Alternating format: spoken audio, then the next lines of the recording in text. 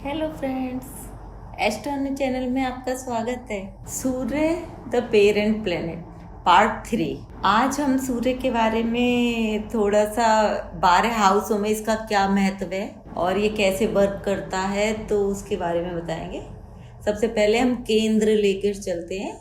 जन्मपत्री में 4 केंद्र होते हैं। दसम भाव में अगर सूर्य होता है तो वो अपने चरम बिंदु पर होता है, क्योंकि दसम भाव चौथी कक्षा पहली दूसरी कक्षा में होता है। क्योंकि दसम भाव में जब सूर्य होता है अगर, तो वो उसका बंदे का जन्म लगभग 12 बजे के आसपास होता है, 12 बजे से लेके 2 बजे के बीच में। क्योंकि इस टाइम सूर्य पीक पर होता है और इसमें डायरेक्शनल स्ट्रेंथ मिलती है सूर्य को।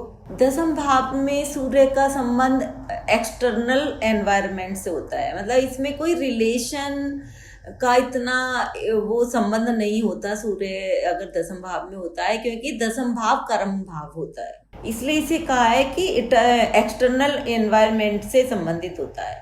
तो किसी अगर एक्सटर्नल एनवायरनमेंट से संबंधित अगर सूर्य का संबंध है तो वो पोस्ट देगा, एडमिनिस्ट्रेशन देगा, लीडिंग क्वालिटी देगा।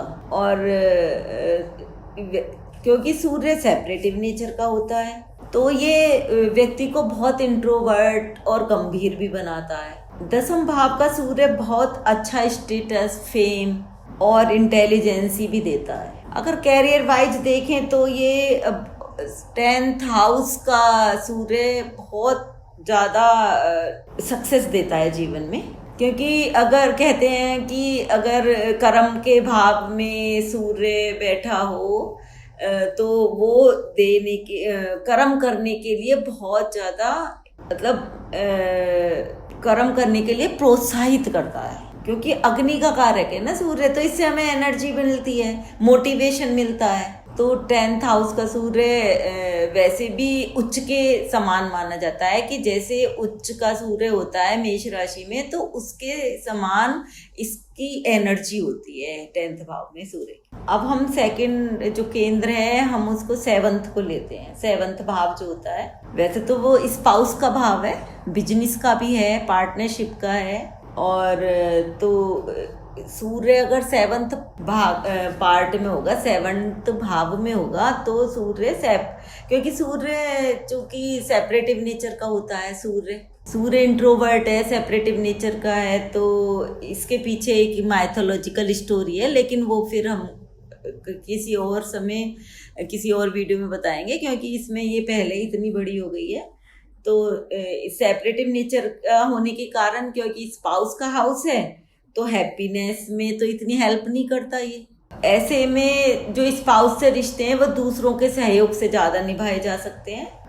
केयरिंग तो बहुत होता है अपनी वाइफ के लिए या अपने हस्बैंड के लिए वो, लेकिन मिसअंडरस्टैंडिंग और फ्रिक्शन इतना होता है आपस में कि बात करते समय ही लड़ाई हो जाती है। तो इसलिए 7th हाउस का सूर्य मतलब ज़्यादातर देखा गया है कि डिवोर्स वगैरह भी हो जाता है कई बार।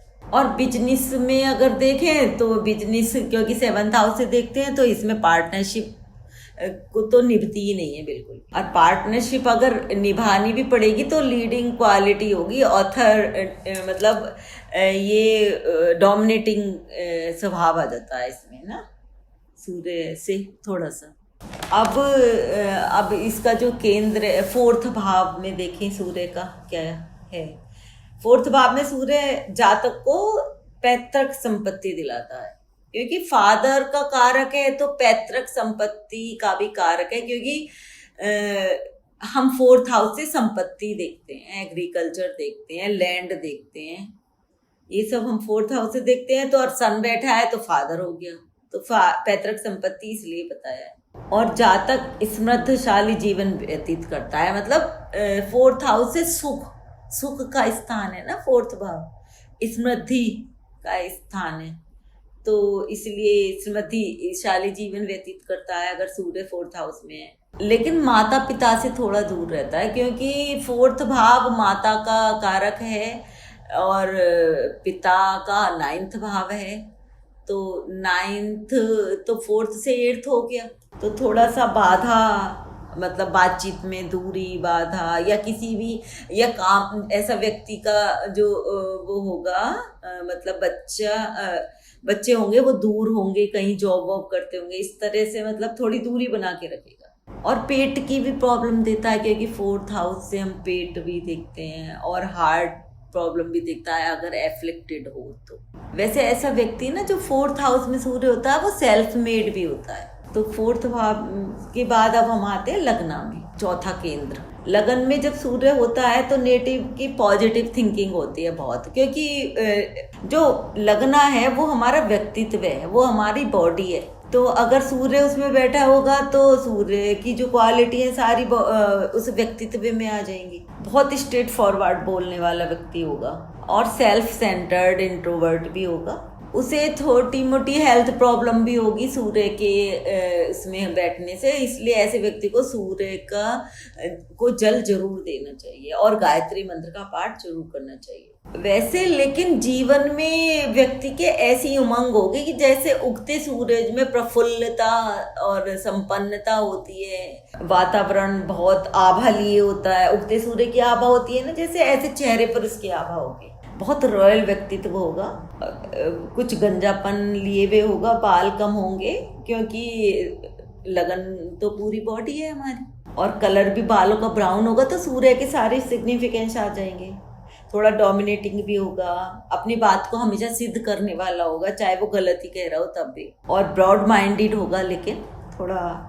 और तो ये तो सारा केंद्र में प्रभाव सारा बता ही दिया हमने कि भाई चारों केंद्र में कैसा सूर्य का प्रभाव रहेगा। अब हम त्रिकोण भाव पर आते हैं। 5 और 9 में अगर सूर्य 5th में होता है तो 5th हाउस तो क्रिएटिविटी का हाउस है, तो क्रिएटिविटी का हाउस, और सूर्य थोड़ा सेपरेटिव नेचर का है, तो फैमिली बैकग्राउंड के लिए, फैमिली के लिए थोड़ा सा ये इतना हैप्पीनेस नहीं देता, तो इसलिए प्रोजनी का भी है हाउस ये 5th हाउस। तो इसलिए थोड़े बच्चे तो होंगे लेकिन 1 या 2 होंगे, लेकिन बंदा बहुत क्रिएटिव होगा, उसकी नेचर बहुत स्पिरिचुअल होगी, फिलोसफिकल आइडियाज बहुत होंगे, और थोड़ा इंट्रोवर्ट तो होगा ही। और यदि 5th 9th हाउस में सूर्य होता है तो ऐसा जातक बहुत इंटेलिजेंट होता है, लीडिंग और टीचिंग क्वालिटी होती है, क्योंकि 9th हाउस से हम टीचिंग क्वालिटी देखते हैं, प्रोफेसरशिप, और लीडिंग क्वालिटी तो सूर्य के है ही। बड़ों को बहुत सम्मान करेगा ऐसा व्यक्ति, और बहुत स्पिरिचुअल होगा, क्योंकि 9th भाव भी बहुत अध्यात्म का भाव है। अच्छे स्टेटस का होगा, फैमिली अच्छे स्टेटस से बिलोंग करता होगा, उसके फादर काफ़ी अच्छे गवर्नमेंट जॉब में होंगे या फिर काफ़ी रुतबा होगा समाज में, तो ये सारी क्वालिटी आ जाएंगी उसमें। सूर्य की क्वालिटी भी आ जाएंगी और उस भाव की जिसमें कि वो बैठे। अब हम 2nd और 11th भाव धन भाव को लेते हैं और कुटुंब भाव। तो धन भाव और कुटुंब भाव में सूर्य का जो प्रभाव होता है, तो सूर्य धन भाव में तो जातक को बहुत महत्वाकांक्षी बना देता है सूर्य, और धन कमाने वाला, कर्मठ बनाता है, साथ में स्वाभिमानी भी बनाता है। ऐसे नहीं कि ऐसे ही 2nd भाव में यदि सूर्य है तो जातक सेल्फ मेड पर्सन होता है, अपने परिश्रम पर ही धन कमाता है, और पूरे परिवार को भी समृद्धिशाली दिलाता है, बनाता है। जातक की हमेशा गिविंग नेचर रहती है, किसी से लेना नहीं चाहता, वो देकर चलता है ऐसा व्यक्ति, दान बहुत करता है ऐसा व्यक्ति। अब सूर्य को देखते हैं हम 3rd हाउस में। 3rd हाउस में सूर्य नेटिव को बहुत ज़्यादा पैशनेट बनाता है। 3rd हाउस में करेजियस, पैशनेट, क्योंकि 3rd भाव तो आपको पता है ये पैशन का होता है, मोटिवेशन का होता है, वर्क का होता है, सहज भाव होता है, तो बहुत पैशनेट बनाता है, क्योंकि सूर्य भी खुद अग्नि का कारक है, तो सूर्य खुद ही पैशनेट है, तो फिर वो उसमें क्वालिटी आएगी ही बंदे में। और टॉकेटिव, लेकिन बात करने वाला बहुत बनाता है, क्योंकि 2nd से 2nd हो गया तो इसलिए। और फिर इसका काल पुरुष कुंडली में तो ये मिथुन राशि पड़ी ना, उसमें 1 2 3 तीसरे भाव में, तो वो मरकरी तो वैसे भी स्पीच का कारक है, लेकिन बहुत शुभ होता है सूर्य 3रे भाव में ना। अपने छोटे भाई बहन, पड़ोसी, मित्रों की सहायता करने वाला होता है, क्योंकि 3rd भाव पड़ोसी मित्र होता है, छोटे भाई का भी कारक होता है, मतलब थर्ड भाव से ही देखते हैं हम, छोटा बहन भाई या फिर मित्र या पड़ोसी। तो इसमें तो वो उनकी बहुत हेल्प करेगा, उनके लिए भी बहुत शुभ होगा।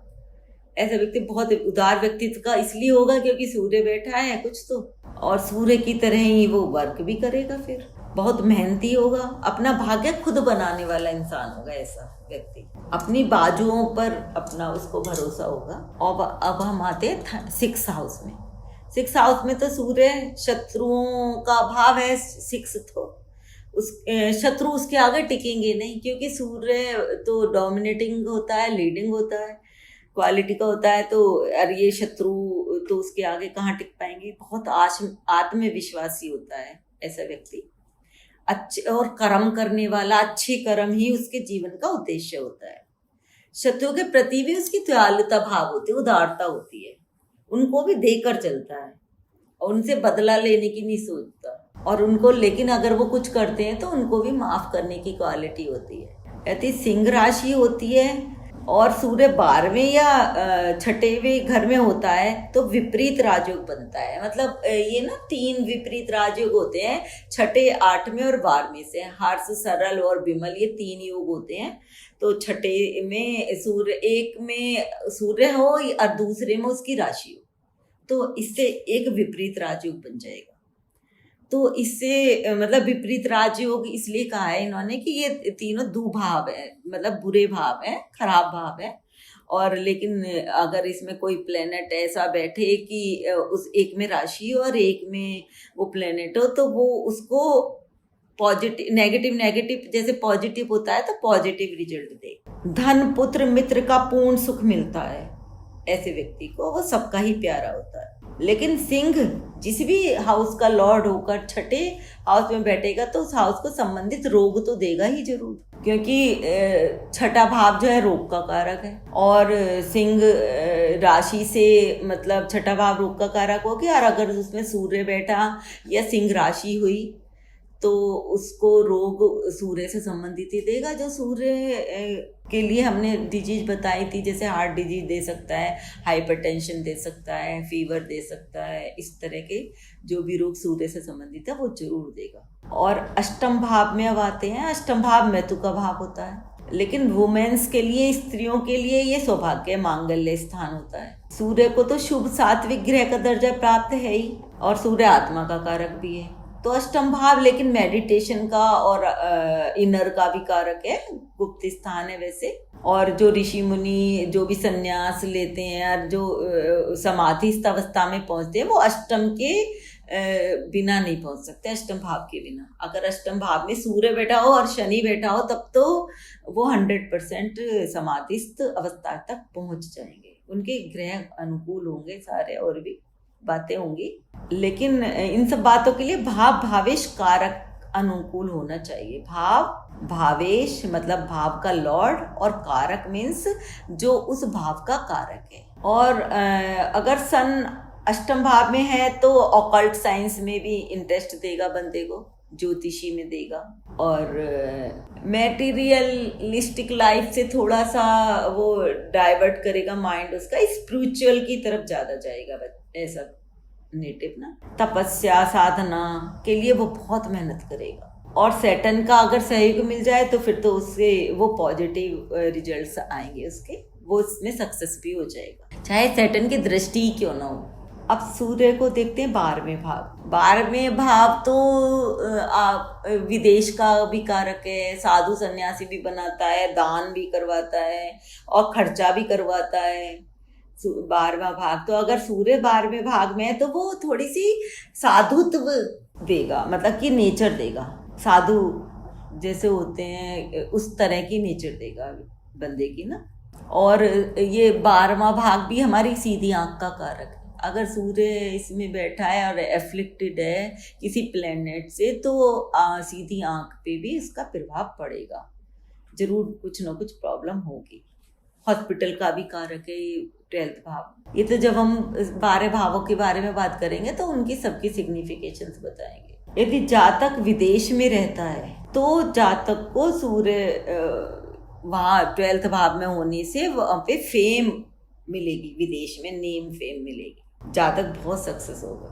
अब सूर्य से सारी मेडिसिनल हर्ब्स भी होती हैं सूर्य की कुछ, जैसे केसर हो गया, मैंने पहले भी बताया था आपको इसके बारे में। एलमंड मतलब बादाम, रोजमेरी, मैरीगोल्ड मतलब वो जो मैरीगोल्ड होते हैं सूरजमुखी के फूल जैसे, और ऑरेंज ट्री, जो येलो येलो चीज होती है, ग्रास, टिम्बर आदि, लकड़ी मतलब, ये सब सूर्य की मेडिसिनल हर्ब्स हैं। और सूर्य के स्थान जैसे जंगल का होता है, क्योंकि लोएन सिंह राशि है तो जंगल में रहता है। Cave, horse, serpent, all singing birds, nightingales आदि सूर्य के ही कारक एनिमल्स हैं। So all general topics about sun have been discussed, लेकिन जनरल रिजल्ट्स केवल सन को लेकर नहीं किए जा सकते। प्रत्येक हॉरोस्कोप में डिफरेंट डिफरेंट रिजल्ट्स होते हैं, क्योंकि प्रेडिक्शन तो भाव, भावेश और कारक को ध्यान में रखकर ही की जा सकती है। प्रत्येक जन्मपत्री में अपने आप में पर्सनल होती है, प्रत्येक जन्मपत्री अपनी अलग होती है, हर बंदे की अलग होती है, चाहे टाइम भी सेम हो तब भी अलग होती है। केवल एक तथ्य से कोई भी रिजल्ट्स नहीं निकाल सकते हम। केवल मैं कह दूं कि 12वें घर में सूर्य बैठा है तो उसको ये देगा ही देगा, ऐसा नहीं है। उसके ऊपर दृष्टि भी होती है, इसका कंजक्शन भी होता है, और कितने डिग्री पर है, बहुत सारी बातें होती हैं। भाव भावेश कारक आ गया ना इसमें सब। सूर्य ग्रह की पूरी तस्वीर उतारने के लिए कोशिश की थी मैंने, कि आप लोग इसके पूरी एक इमेज बन जाए आपके, कि सूर्य अगर इस जगह है तो कैसा है, क्या है, इससे आप थोड़ा सा आइडिया लगा सकें। अगर आपकी कोई क्वेरी हो तो कमेंट बॉक्स में अवश्य बताएं, और अगर वीडियो पसंद आए तो शेयर करें। कॉन्टैक्ट डिटेल्स मुझे नीचे कमेंट बॉक्स में मैंने दिए हुए हैं, और आप इसे सब्सक्राइब भी करें, बेल बटन दबाएं, ताकि आगे आने वाली मेरी सारी वीडियो आपको नोटिफिकेशन आए। बस आज इतना ही। जय हिंद, जय भारत।